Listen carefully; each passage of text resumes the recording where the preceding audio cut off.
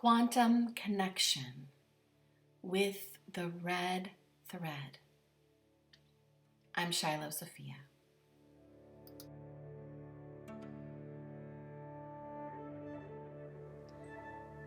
Do you believe that from where I am, if I send you my love, that you can receive it?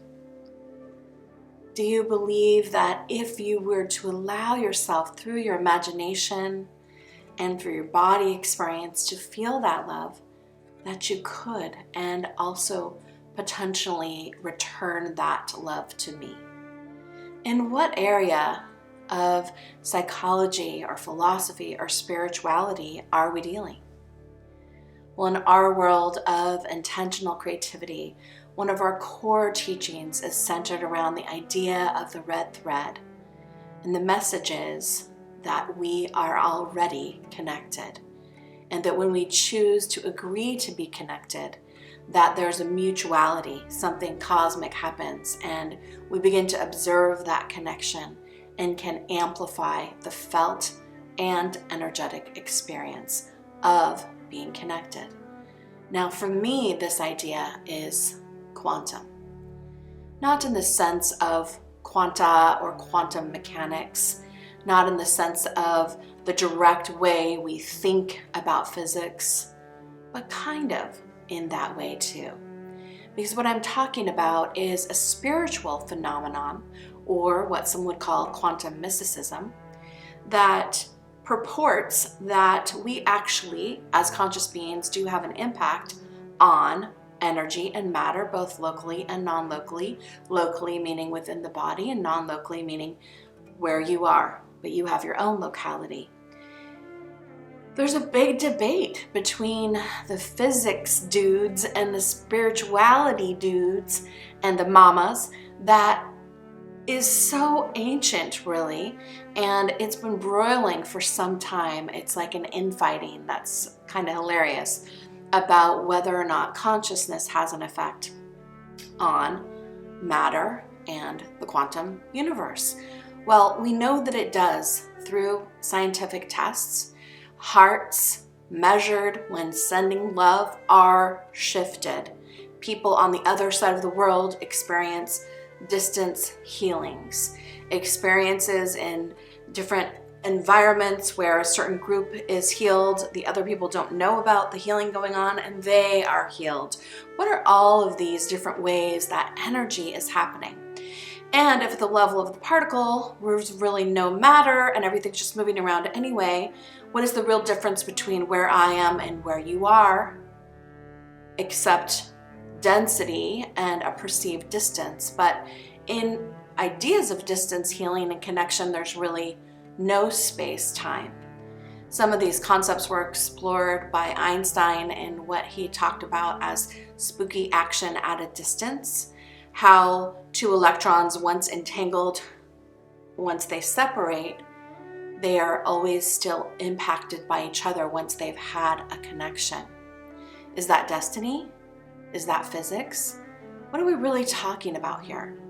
I like to think about how my husband Jonathan and I had one super rock star date and then did not have another date for 1 year and 10 days.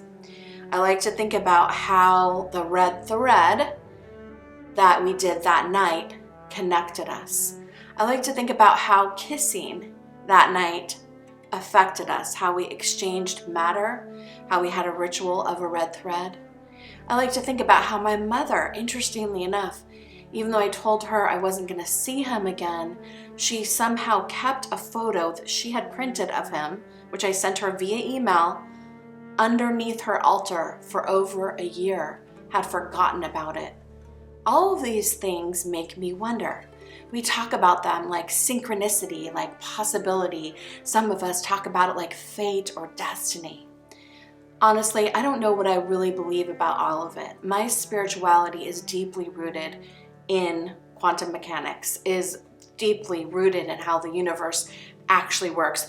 I don't totally love making up a bunch of stuff that isn't provable. I like both, but what's fascinating is that when you really are open to both, you really see how much connection there is.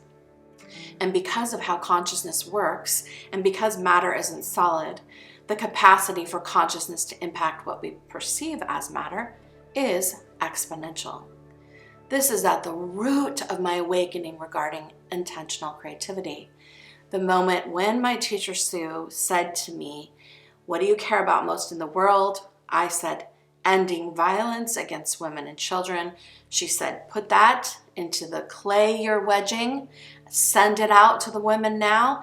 Believe that it's going there, because it is." That moment, that information passed to me and then moved by me into the clay was the moment where I became conscious of what I call quantum connection. Now, if you look at the etymology of those two words, they don't necessarily equal the thing I'm saying. I'm making up what we call a linguistic abstraction, language that we make around an idea so that we can begin to think about the idea by calling it a thing. Now, this thing that we're talking about is something that we as a worldwide community have been practicing anytime we say, "I'll be there in spirit," "I'm sending you my love."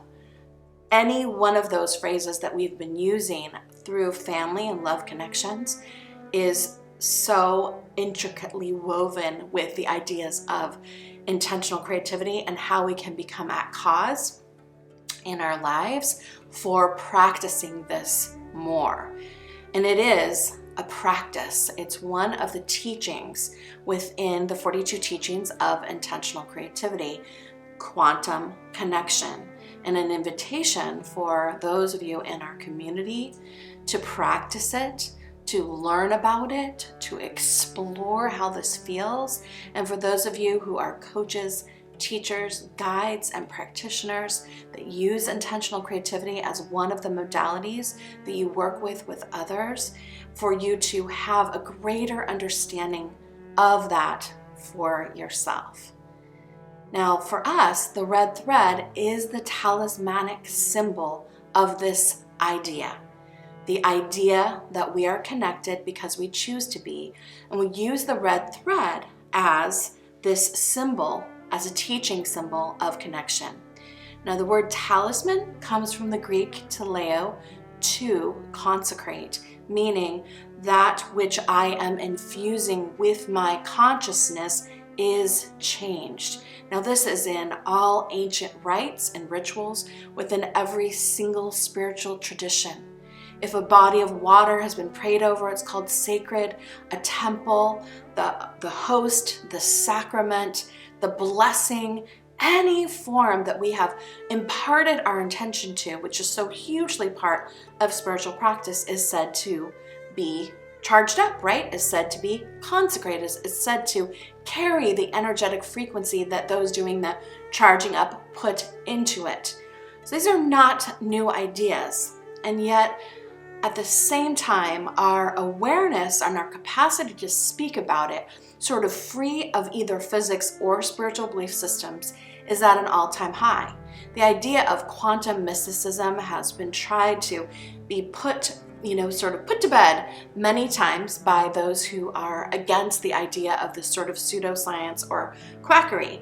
But I have to say, since this has been proven by organizations such as HeartMath, that when somebody sends somebody love, that person's physical body receives that love even if they don't know the exact time that it's coming.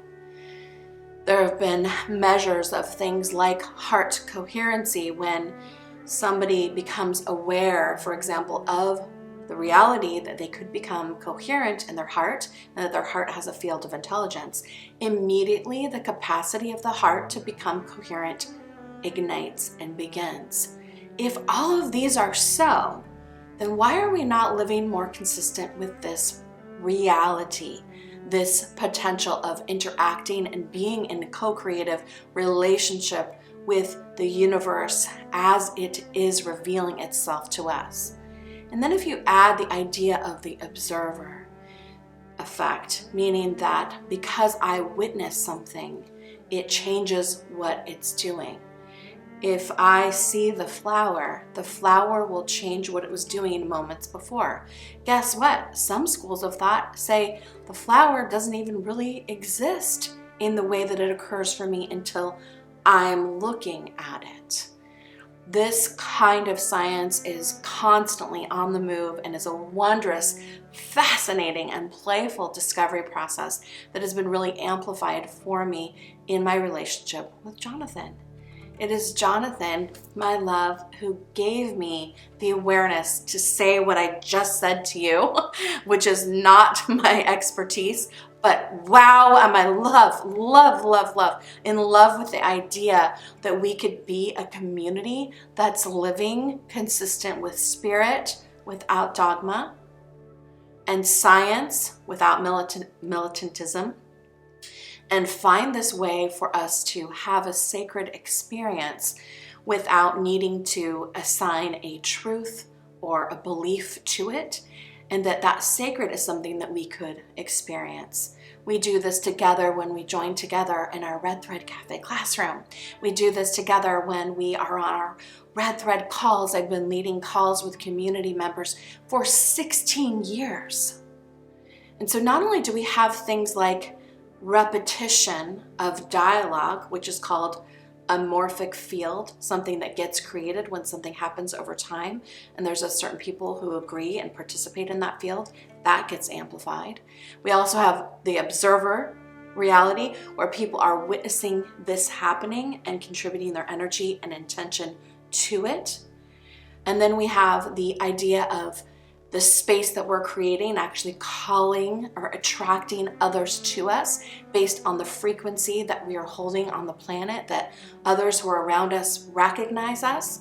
People come into either a physical space that intentional creativity people curate and or online, and they say that they can feel an energy. What is that energy?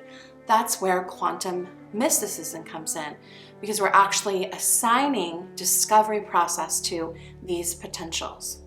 Now, your awareness of these potentials for connectivity deals with one of the greatest known threats to humankind and the planet Earth, which is isolation, which is a feeling of being disconnected, a feeling of not belonging, and a very prevalent feeling for many mystical beings who feel like they don't actually belong here.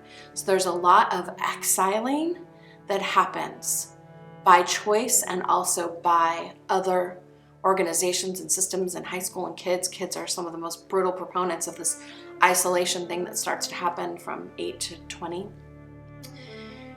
We are part of the medicine, the literal and metaphysical remedy to the feeling of isolation through simply saying, we want to invite you to be where we are, and this is happening in real time.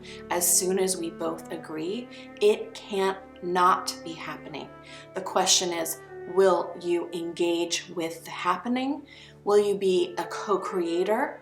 Will you be a co-creator and an observer? Will you watch it happening somehow in real time, energetically? Will you feel it happening in your body? And in the case of medicine painting, a huge part of our intuitive painting world within intentional creativity, will you practice it out on the canvas or on the paper like the painting behind me? All of this is part of our sacred work within intentional creativity. And so today I wanted to bring you this idea of quantum connection and invite you to engage in it with us as part of our community experience.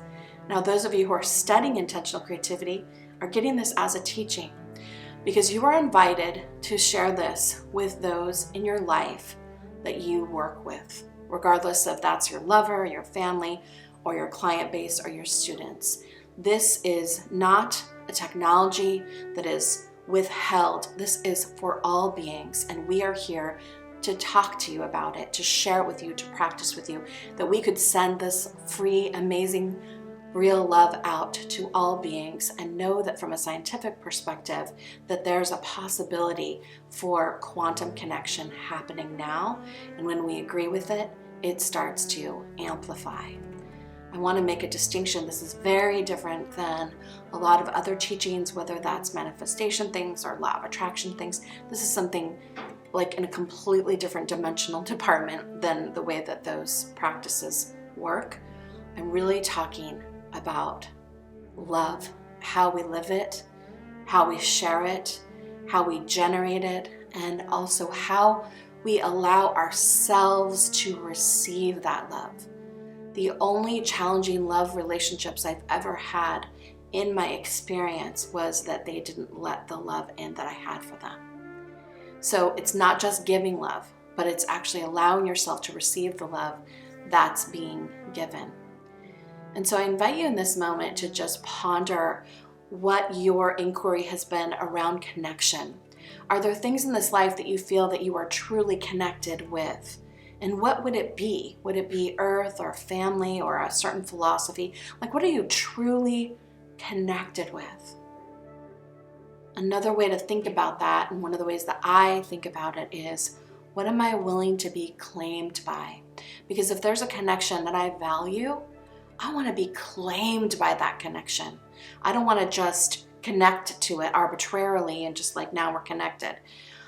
I want to actually be claimed by that connection, to let that become real for me, to move into that space and inhabit the sacred responsibility of the shared mutual field that happens when human beings come together, honor one another, honor earth and all creation.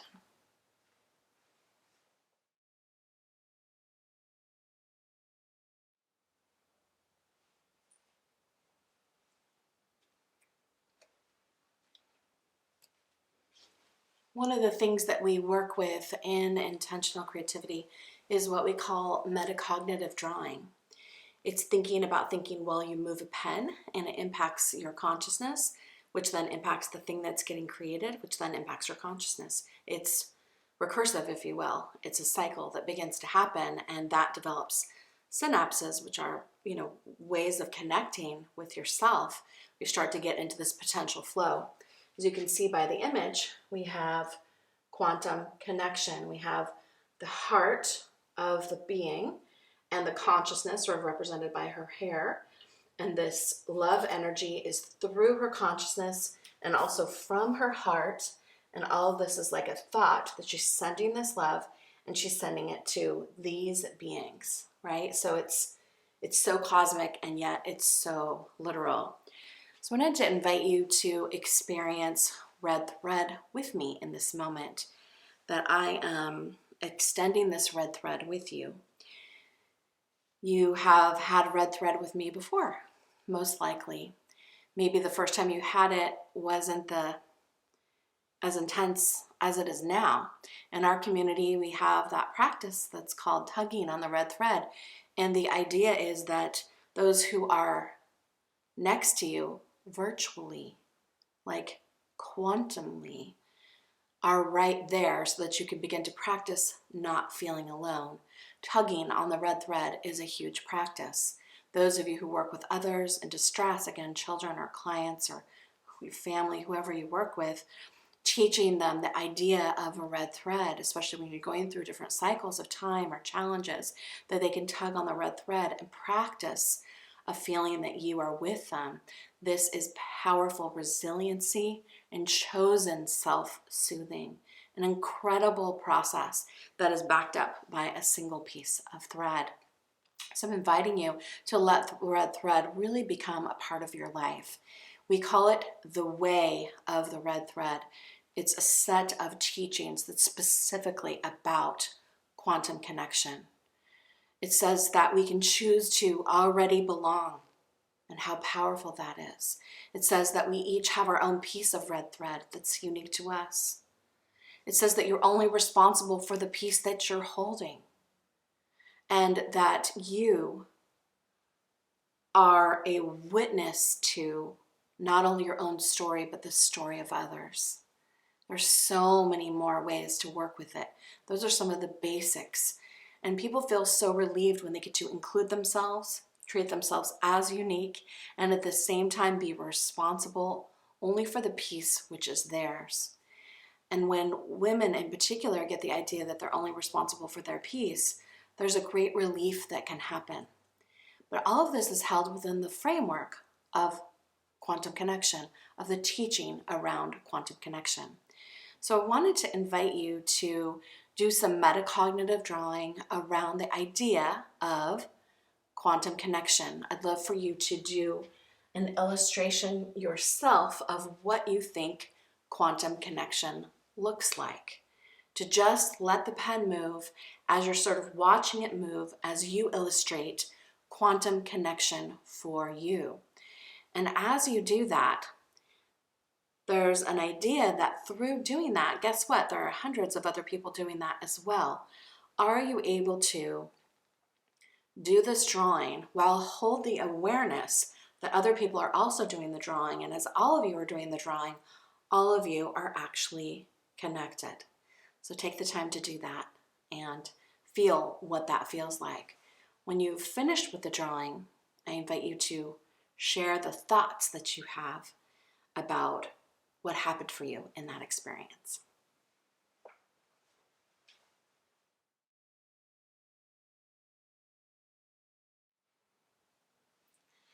All right, wonderful. So now we're going to do a quantum red thread.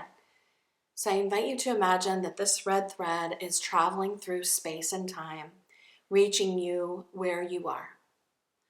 And that the love that I have for you, whether we've ever held hands and shared a cup of tea or painted together, is real. Somehow, it's real. So you allow the love that I have for you to come to you. And you just pretend like you can feel it surrounding you and lifting you up. One of my spiritual gifts is an unreasonable desire to end suffering, even for those I do not know. I have an unreasonable desire to ease your suffering, to ease disconnection, and to do whatever I can to send you that love, to be an awareness of all beings receiving this love as I'm sending it to you, that we're also impacting all other beings at the same time. This is a quantum idea, that this is possible. We don't have to agree on things. We don't have to share the same beliefs. But can we engage in the feeling of love being exchanged that is not defined by space or time? Like Einstein says, gravity cannot be blamed for people falling in love. Can we fall into this love, as in to just let ourselves be caught up by this loving presence? They say time is non-linear. So whenever you are watching this, and whenever you are sending love back to me, wherever I am in the world at any time, I would be able to feel that love, because guess what? I am tuned to the love of my community. I let the love of my community surround me, embrace me. I live my life within the context of being totally loved. And so I invite you now, when you're feeling full of our togetherness, for you to now practice sending me love through letting your own loving presence and inquiry at whatever level it is to just fill up. And it's a love without a deity named. It's a love without a belief. It's a love without an agreement. It's pure love in the field. I don't need to protect myself against what you're sending. I don't need to make sure that you are got your stuff in a pile in your life. We're talking about pure love that is personal and also cosmically impersonal. It just is the purity, which is love. It's so gorgeous. So I invite you to just practice sending it to me. And if you don't want to, that's okay too. Just be with that. Be with what it's like to send love to someone that you may not ever sit in the room with, but maybe you will. So I'm just going to open up my space and just allow myself to receive the pureness of love that you are sending. And each person can set up their own boundaries and filters if it's necessary. But if you're already tuned to pure love, then everything comes to me as pure love with the intention that you hold of this pure love, unencumbered.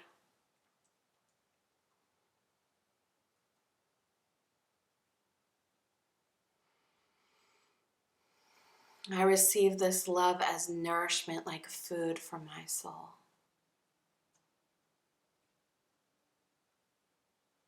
That which is within me, which is love, is in a mutual shared field with the love, which is your love.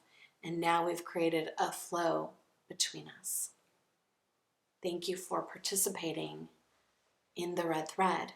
We are in red thread circle together, me and you, but also all the others who are participating are also held in this circle.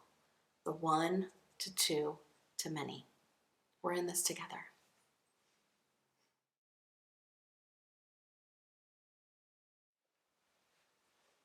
Thank you for being willing to be a part of this experience. The next thing that I'd like to invite you to consider are these inquiries. For these inquiries, I invite you to just sit in a pose almost of meditation as you ponder what arises for you as I ask them. So it's like an inquiry meditation. And as things come to you, don't grasp, just let them flow through. So it's like, oh yeah, I believe in that, or oh, I don't know. A little bit less of the chatter, sticking to the chatter, and more just letting it pass. Lenore Thomas Strauss taught Sue Hoya Seller's meditation, and not unlike the Zen tradition, she said, when the thoughts arise, just say, clouds, passing clouds. And so as thoughts arise, just allow them to pass them by and let something else get revealed. When thoughts arise, good, bad, or otherwise, if we just don't grasp onto them, there's other thoughts beneath them. So you're just in this open, supple place of loving, of giving and receiving as you ponder these inquiries and deepen your own understanding of what quantum connection is and how you can begin to practice it with those in our community, but also in your life. Shall we begin? Quantum connection.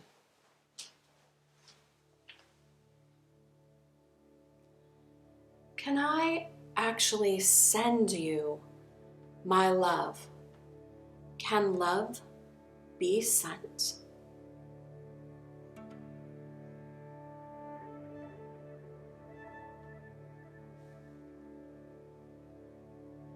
If I send it, what is actually happening in the field? Like, how does the love get sent from where I am to where you are? How does it work?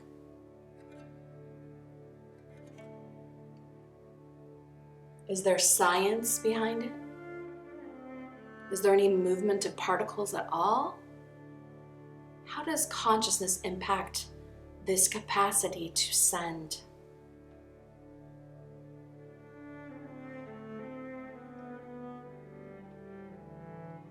If you don't know I'm sending you love, do you still get what I sent? If I'm sending you love and you don't know that I am, are you having any physical effect?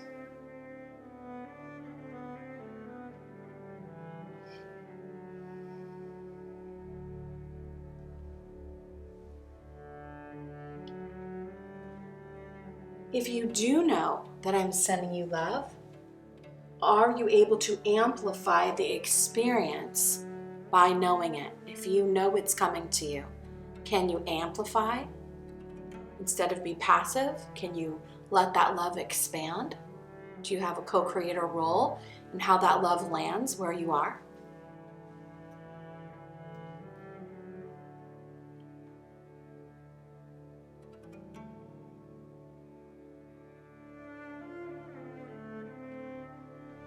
is the mutual field that exists between us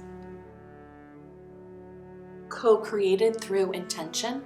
What role does intention play in the co-creative capacity for us to create a mutual field of loving?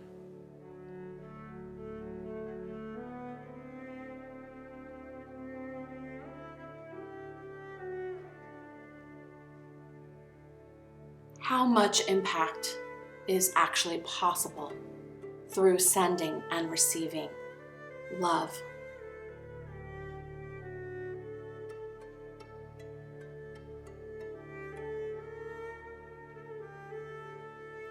Now take a big, beautiful breath.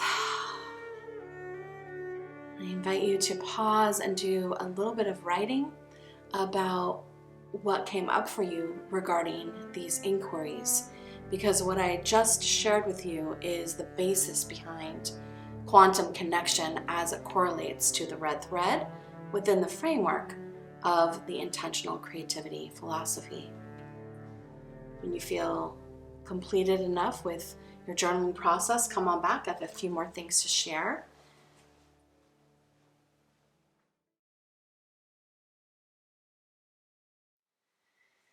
So in completion, looking at science and interconnectedness, I had a few points I wanted to make to just leave you with. And one is that something that you've heard of with me called biophotons, biophoton, life, light. And it is measurable that when I send you my love, that your light would increase. Now, in most of the cases where that has been studied, there was an agreement from both parties that that was happening, but just through you watching, you are part of that agreement. So your light increases as I share my light with you, no matter how far away you are from me. So there's some science to back that up. The individual is referred to as the local, and the local includes the mind, body, spirit, field, and heart. That's your local space, the space that you inhabit. Many people think of local as the edge of the soma, but a lot of us think of the locality includes the field as specific to you, but non-local is like out where you are, but you have your own locality. And so from my center of being, my source, I'm sending it out to you whenever you're dealing with that many elements backed up with intention.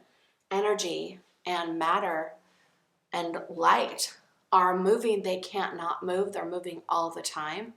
What's so fascinating about this work for me is that when you combine the mind or the brain, the soma, the physical body, the heart, and the field in which all of this resides, and you apply intention, the intention is actually what activates, because I have the mind, body, heart, and field with me all the time. But when I choose to initiate a loving thought or sending presence, that is my intention to send it to you. That is the force of activation. That is the moment where something gets moved into action. That is the catalyzation and the spark of loving life that initiates. And that's why we focus so much on the intention and the quality of intention that you bring to whatever it is that you create, how that really does impact what happens. In fact, part of what happens is coherency in the space and field of the heart, and then ultimately alignment between the mind, body, and the heart and the field. When we have illness of all different kinds, part of what the healers agree is happening is incoherency in the communication systems within the individual. They call it, right, disease. Some disease is caused by toxicity and genetics and things that we're exposed to and ways that we treat ourselves, and some can be influenced by how we think about ourselves. If someone receives a misdiagnosis, they're going to die. And they're not really going to die, but they could gradually start dying. Like, we're very, very, very influenced by our thought. Really is just so powerful. Whatever we believe about how challenge happens, there's kind of an agreement in both Western and alternative medicine that there's something that isn't communicating. There's something that isn't firing. There's some alignment that isn't happening. And so part of what we work with intentional creativity and healing is the request to the body, mind, spirit, and field to be in coherency. In my teachings, I talk about it as the imprensiva, which was a concept brought about by Da Vinci about how the sensual is experienced by the individual, all the senses. We'll get into that another time. But the idea that there's sort of a centralized intelligence through which the different experiences are coming and filtering through and being made sense of, or the senso commune, common sense. So this information is all coming in, being translated, making meaning, and going out. When the body is telling you something different than the mind, is telling you something different from the heart, we have incoherency, and we certainly then don't have alignment. And then that voice, your own true voice, the voice of your own soul, is clouded by the inconsistent messages that you're sending to yourself, and also that is often being sent by media and leadership and government and authorities, and some stuff is being broadcast intentionally to confuse and confound. And then we have things like technology, the different 3G, 4G, 5G, all those different things. We have toxicity and technology. Those different things are also impacting how we read the field, how our body responds. And a lot of what's happening in the world is incoherent to the human energy and physical structure. So we react and respond and create resistances and often rebel against the onslaught of things coming toward us. That's why having the sacred hygiene of honoring and seeing yourself as this whole system, and then working and being in community with others who are also seeing themselves as a whole system, choosing to be connected in a mutual field so we could support each other, choosing to not feel alone, choosing to take up sacred responsibility, to invite others into sacred responsibility, and to call upon an awakening within our own consciousness. This is joyful. This is an absolute delight to consider that we together could wake up and bring our gifts to the world, bring that which lights us up out to others, and make an impact in the lives of those that we know and also those that we don't know. So I wish to just send you a blessing from my heart to yours, and just thank you for being a part of the experience of quantum connection and being willing to study and explore it with me, and let us practice together as a community how we can be mutually beneficial to each other, and also just live in a space of love, which is going to provide resiliency and encouragement for the path ahead. Mwah. Sending love to